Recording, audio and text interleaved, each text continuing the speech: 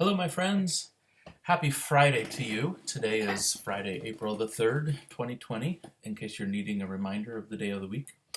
And I've, over the last few days, been realizing just how much I miss being in contact with you guys. The Zoom meetings on Tuesdays have been great. We'll continue that. But I thought this short video might be a way for us to just spend a little time together. There's nothing super important here. It's just me rambling for a little bit. So feel free to pour a drink or fast forward as you might choose. I'm going to be sharing three things: some thoughts, some updates, and some hopes. So let's start with the thoughts first. I'm thinking that I'm grateful. And I know we all share these feelings. Grateful for my health, the health of my family, shelter, and provisions. And especially grateful that we have such wonderful healthcare professionals on the front lines whose bravery and selflessness is inspiring every day. Who am I keeping in mind and in my heart? Those who are ill, those who have family or friends who are ill, and those who have maybe already passed, including my friend and colleague Naomi, the conductor in Brazil, who passed about a week ago. And the things that I'm hoping to do each day: first of all, follow the advice of the medical professionals and stay safe. Secondly, treat others and treat myself with generous kindness. And if I don't get to everything on my to-do list today, that's quite all right. I'm sure I'll have another chance tomorrow to work out some of it. And each day inspired by our friend Alice Parker and that reading that I shared with you via email the other day. Just try to be aware of the miracle that surrounds us in springtime. Now let's go on to some updates. Although we're not in our regular rehearsal mode on Tuesday nights, that doesn't mean that there's nothing happening. In fact, quite the opposite is true. There's a lot of activity going on behind the scenes, from home, online, and in conversations and virtual meetings with staff and with board members. And I'm excited and grateful for all of that. Your staff is meeting every day for about at least an hour via Zoom. Liam and Michael and Kelly and Matthew and Patrick and myself.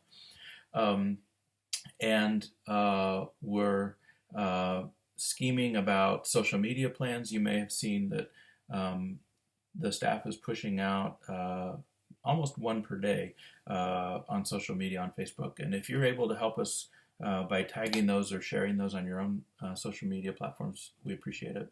And we're also sharing news about the ISC and about our choral family and music family members near and far. For example, we just learned in the last day that Chorus America, the national service organization for choirs, will be hosting their summer conference in June, not in Miami as they were planning, but online. And although we'll miss the chance to be together with our colleagues in the profession, this might be an opportunity for more of our staff to also attend. So that could be exciting and be kind of different. And we also learned that our friend Dominic Diorio, who's professor of choral conducting at IU, a good friend of mine and a fan of the Symphonic Choir, he's just been named as the new artistic director for the Mendelssohn Choir in Philadelphia, one of the top symphonic choirs on the East Coast. And so we're congratulating him. Your board of directors is also very highly engaged. Regular monthly meetings, which are now happening online.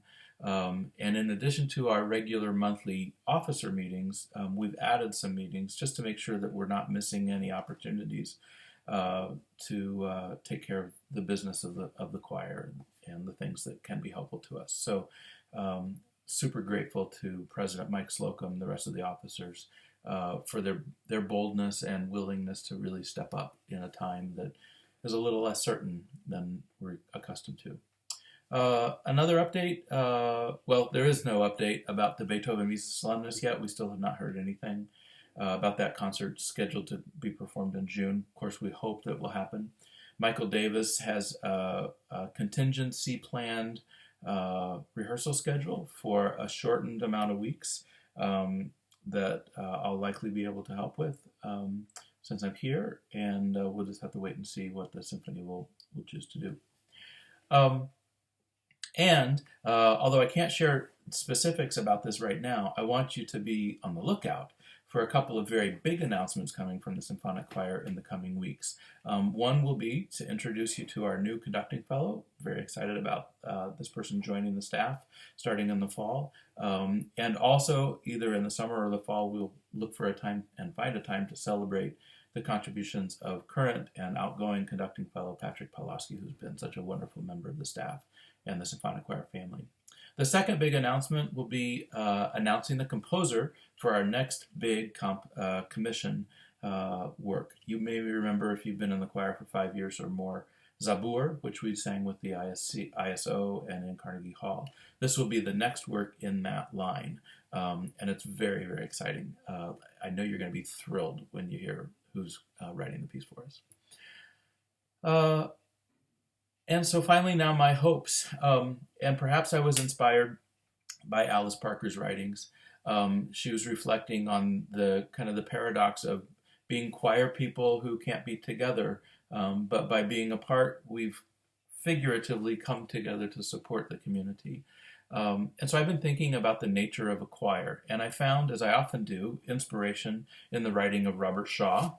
This is the Robert Shaw Reader, which I've brought to rehearsals many a time. It's a collection of letters and lectures that the great choral conductor has given. And this letter I'm going to read for you today is a short letter that he's sent to members of the Atlanta Symphony Orchestra Chorus in 1996 on the occasion of the 25th anniversary of that chorus.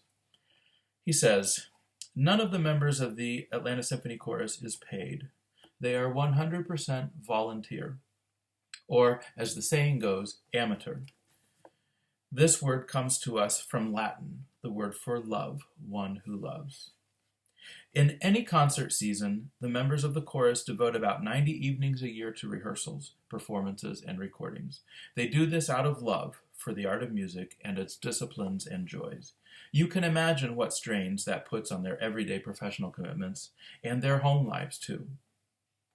Over the 25 years of the chorus's existence, some 2,000 plus Atlantans have availed themselves of membership in the chorus.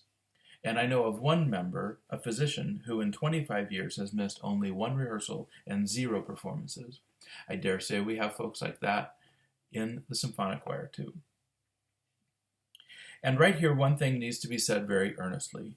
The factor which draws most of this chorus together is the opportunity it provides to sing the incredibly rich, life-changing symphonic choral repertoire with an orchestra of excellence and commitment.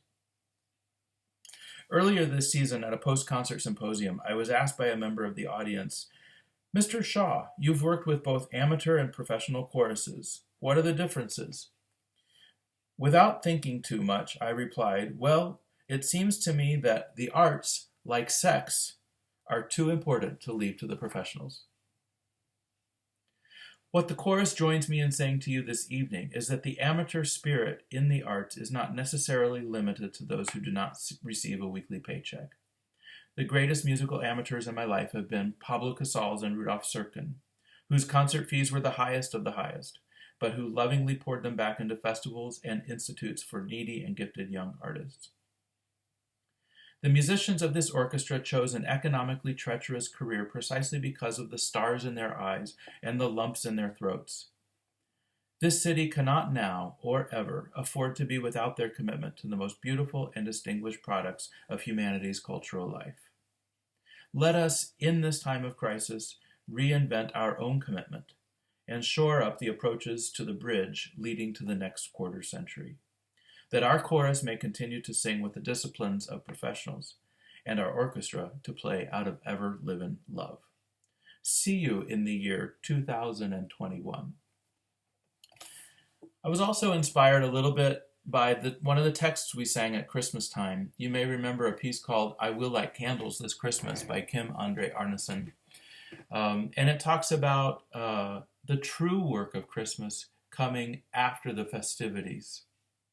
To find the lost, to heal the broken, to feed the hungry, to release the prisoner, to rebuild the nations, to bring peace among others, to make music in the heart. To make music in the heart. I encourage each of you to reflect on that and on the nature of our choir, our musical community/family, and what it means to be a part of such an entity during this time of stay at home.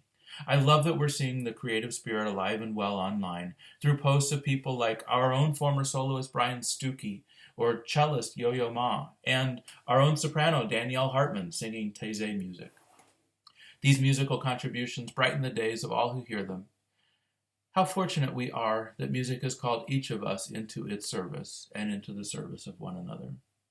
Please remember and know how grateful I am to be a part of this work with you, for we truly are all in this together. See you soon.